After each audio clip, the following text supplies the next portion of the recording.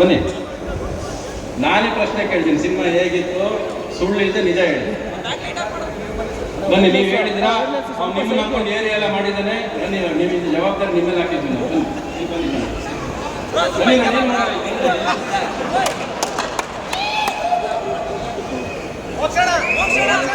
Sir, cinema ನೋಡಿದ್ದೀರಲ್ವಾ?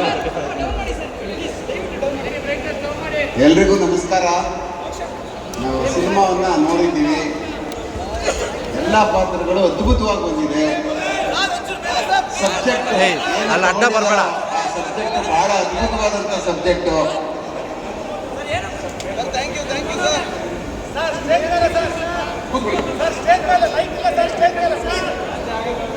ಆ ಕಾರಣಕ್ಕೆ ಬಹಳ ತುಂಬ ಚೆನ್ನಾಗಿ ಬಂದಿದೆ. ಯಾಕೆಂದ್ರೆ ನನ್ನ ಮಗಳು ಮಾಡ್ಬಿಟ್ಟಿದ್ದಾಳೆ ಅಂತ ಉಗುಳುವಂಥದ್ದಲ್ಲ, ಭಾಳ ಕಷ್ಟಪಟ್ಟಿದ್ದಾರೆ. ನಾನು ಕೊನೆಯಲ್ಲಿ ರೋಷ ಆಗ್ಬಿಡ್ತು ನಿಜವಾಗ್ಲೂ. ನಾನೊಬ್ಬ ರಿಯಲ್ ಪೊಲೀಸ್ ಮನ್ನು. ಎಷ್ಟು ಬೇಗ ಪೊಲೀಸ್ ಹೊಟ್ಟೋಗ್ಬಿಡ್ತಲ್ಲ ಅಂತ ಪ್ರತಿ ದಿವಸ ಹೊಟ್ಟೆ ಹೋಗ್ಬಿಡುವಂಥ ಕೈಯಿಂದ ಬೇಗ ಹೊಟ್ಟೈತಲ್ಲ ಪೊಲೀಸು ಅಂತ. ಹಾಗೆ ಸಿನಿಮಾ ನೋಡಿದಾಗ ಮೈಯೆಲ್ಲ ಒಂಥರ ಬೆಂಕಿ ಆಯಿತು. ಕೊಚ್ಚಿ ಅವನ್ನ ಕಾವೇರಿ ಒಳಗೆ ಬಿಸಾಕ್ಬೇಕಾಗಿತ್ತು ಸರ್. ನೀವು ಆ ಮನುಷ್ಯನ ಬೇರೆ ಆಗಿದೆ ಅಲ್ಲಿ.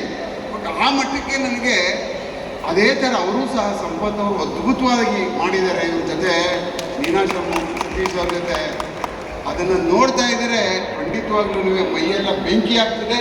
ಮತ್ತು ಅದ್ಭುತವಾಗಿ ಬಂದಿದೆ. ದಯಮಾಡಿ ತಾವೆಲ್ಲ ಥಿಯೇಟ್ರ್ಗಳಿಗೆ ಬಂದು ಪಿಕ್ಚರ್ನ ಭಾಳ ಎಂಜಾಯ್ ಮಾಡ್ತೀರಿ, ಖುಷಿ ಪಡ್ತೀರಿ.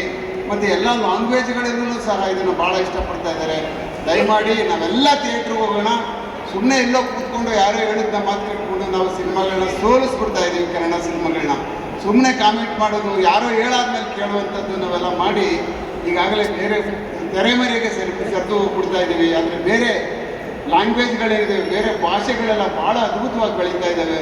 ನಾವೆಲ್ಲ ಥಿಯೇಟ್ರಿಗೆ ಹೋಗಿ ಮಾತ್ರ ನಾವು ಕೂತ್ಕೊಂಡು ನೋಡಿ ಆಮೇಲೆ ನಮಗೇನು ಅನ್ನಿಸ್ತದೋ ಅದನ್ನು ನಾವು ಬೇರೆ ಮಾತಾಡಿದ್ರೆ ಸರಿ ಇರ್ತದೆ. ಅದು ಮೊದಲೇ ಮಾತಾಡಿ ನಮ್ಮನ್ನು ನಾವು ಕುಂತ್ಕೊಳ್ಳುವಂಥದ್ದು ಮಾಡಬಾರ್ದು.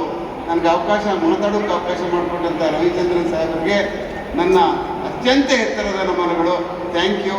ಜೈ ಕರ್ನಾಟಕ, ಜೈ ಸರ್.